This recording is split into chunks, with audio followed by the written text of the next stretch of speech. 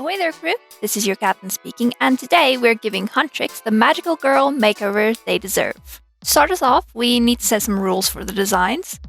How exactly will I get them to look like magical girls?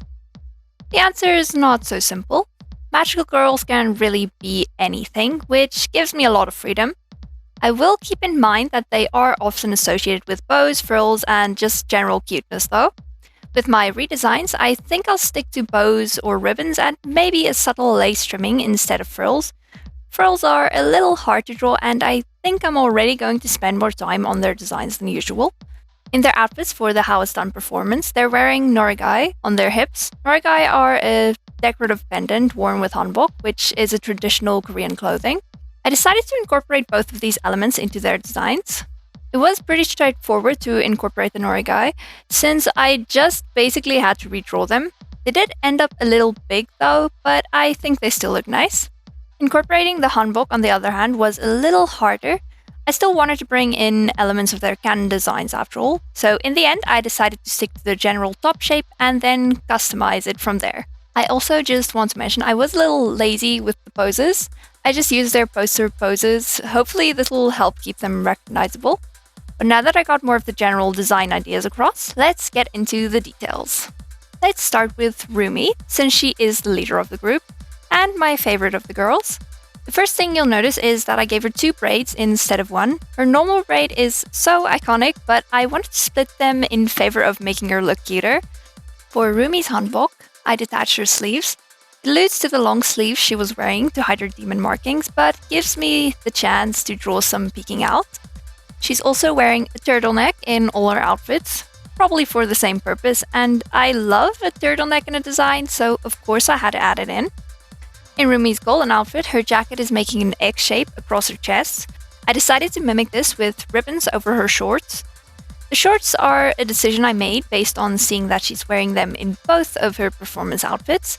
It looks good on her, what can I say? Now for her shoes. I basically stole them from her How It's Done outfit. I love the chunky heels. At least I added the lace trim to them to help them fit in a bit better with her new outfit. And her swords should be about the same, except for the details that I winged a bit. Now let's talk about her colors. She, of course, has white and gold in her palette. This will be the common colors that the girls will share, just so that they'll look like they actually match and belong together. Other than that, Rumi, of course, has her purple hair. I stuck the colors close to it so that they'd blend in together nicely. So she ended up with a slightly pinker and bluer purple in her design. Overall, I really like how Rumi's redesign turned out. I hope you'll like her too. Let's go over Zoey's redesign next. I really like her twin buns already, but I moved them higher up on her head. This keeps things familiar and still a little cuter. Her face was really refreshing to draw. It looks so different to how I usually draw faces. Zoey is the only one in the group whose hanbok ended up not having any sleeves. I thought it was a good idea to signify her more energetic behavior. It gives her a bit more freedom to move, but it also gave me the perfect chance to give one of them some bracelets. Zoey will also be the one with the closest skirt to a hanbok, even though it is much too short for that. I think the loose skirt helps make her look a little more innocent, which helps solidify that she is the youngest of the group. I mostly took inspiration from Zoey's How It's Done outfit, specifically when it comes to her pants. Now, in my design, she's not wearing pants, but I took that puffy silhouette of the pants and turned it into leg warmers that go up to her thighs. It felt a little weird having her legs so exposed compared to the other two for some reason. I also incorporated the idea of belts hanging down both of her sides by giving her a thicker ribbon coming down and looping over her skirt. Her shoes are still sneakers, of course. I just didn't feel like adding in laces in the end. She already has a bunch of thin bows everywhere anyway. Now let's talk about her colors. I went with blues for Zoey. It'll complement the other two nicely with their pink and purple. It surely helps if I like stylizing black hair as blue. Purple was another option for that, but I didn't want to move more into Rumi's tones. Zoey's light brown eyes ended up popping a lot since her color palette is so cold. I'm not sure how I feel about it, but I think it looks good. I think I was still able to capture her bubbliness. She's so cute. Just popping in to remind you to like the video, which I assume you do if you made it this far, and subscribe to join our little pirate crew. We're so close to reaching 300 subscribers. Finally, we can finish off with the design I ended up liking the most, Mira's. This was actually also the first design I finished. Mira's hair is the simplest of the group. I just let her hair hang loose. I did consider giving her twin tails, but decided not to.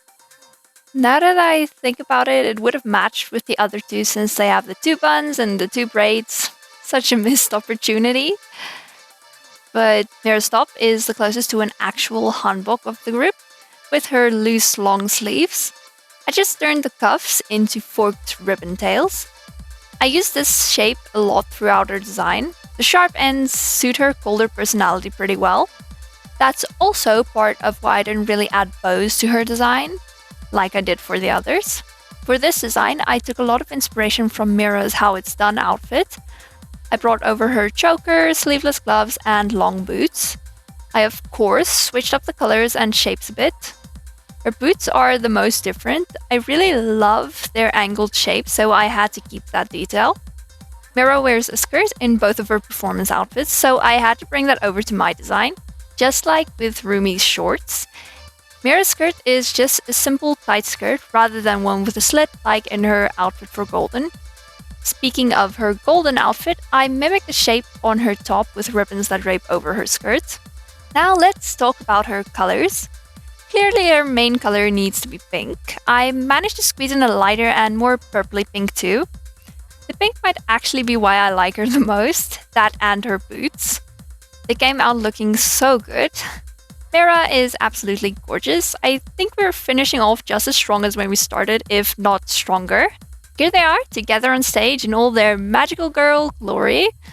I had loads of fun working on these designs. I even poured much more effort and time into them than usual, and it definitely paid off. But that's all for today, crew. I hope to see you again for our next voyage. Bye bye!